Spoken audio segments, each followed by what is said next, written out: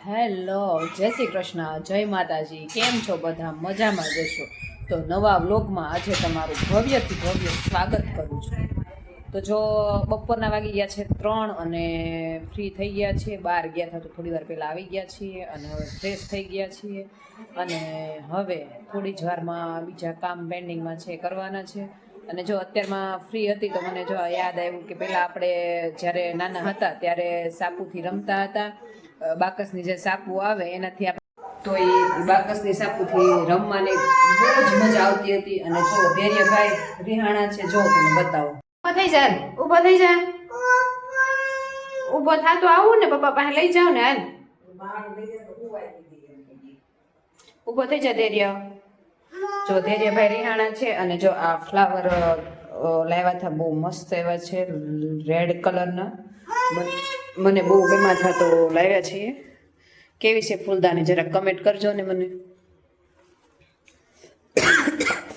અને હાલ અત્યારમાં જો આ 2 દિવસથી વરસાદનું પ્રમાણ સાવ ઓછું છે, આપણે અહીંયા ઓછું છે. અને સમાચારમાં હતું કે પંજાબમાં ને બહુ વરસાદ છે અને બધું મતલબમાં તણાઈ ગયું, એ લોકોને બહુ ભારે નુકસાન થયું છે. પણ આપણે અહીંયા વરસાદનું 2 દિવસથી હાવ ઓછું છે, વરસાદ નથી અને બિલકુલ નથી આમ ગણો તો. અને તડકો છે, જો હું તમને બતાવું. આજનું વાતાવરણ કંઈક આવું જ છે. આજનું સરસ મજાનો તડકો નીકળી ગયો છે હવે.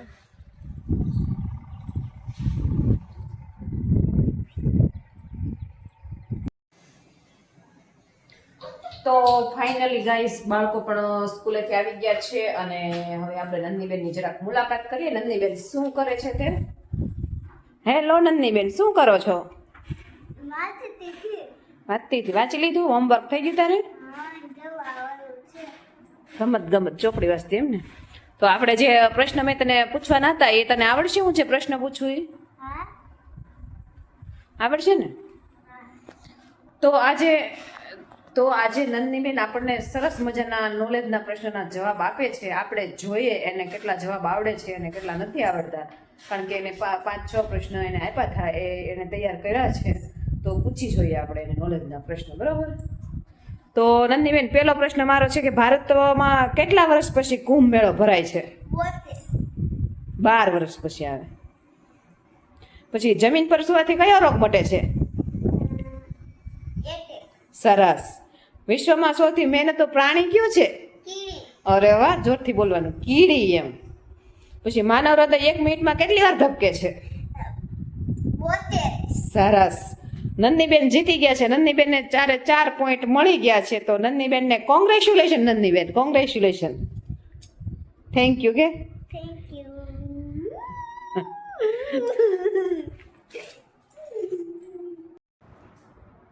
તો ગાઈસ, જો નંદનીબેનને 4 પ્રશ્ન પૂછ્યા થાય એમાંથી એક જ ખોટો પડ્યો છે અને બીજા 3 પ્રશ્નો આવડ્યા છે. અને એને નોલેજમાં એને બહુ બધું આવડતું હોય છે, પણ ક્યારેક એ ભૂલી જાય છે.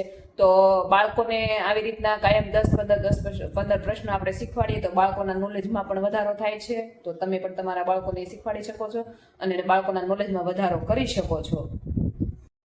તો ગાઈસ, જો આ ચોમાસાની સિઝન હતી ત્યારે આપણે મોજા અને નાના જે રૂમાલ ને કપડા ને હોય એ આ એંગલમાં સુકવતા હતા. પણ હવે થોડુંક ખરાબ થઈ ગયું છે, તો હવે જો મૂકી દેવું છે એને, કારણ કે રિપેર થાય એમ છે. પણ હવે તો તડકો નીકળી ગયો એટલે કાંઈ જરૂર છે નહીં. હવે આવતી સિઝનમાં પાછું આપણે યુઝ કરીશું. જો આ સીપટી છે ને ભાંગી જાય પછી જો આ અહીંથી આ નીકળી ગયું છે, જો આ ખરાબ થઈ ગયું છે, તો મૂકી દઈશું. તો ગાઈસ, મારી ચેનલમાં જો નવા હો તો લાઈક, શેર અને સબસ્ક્રાઇબ કરવાનું ભૂલતા નહીં. ભૂલ્યા વગર સબસ્ક્રાઇબ કરી નાખજો, જેથી કરી તમને નવા વિડીયોની જે નોટિફિકેશન છે તે મળતી રહે. અને ફરી મળીશું કાલે નવા વ્લોગ સાથે. ત્યાં સુધી બાય બાય.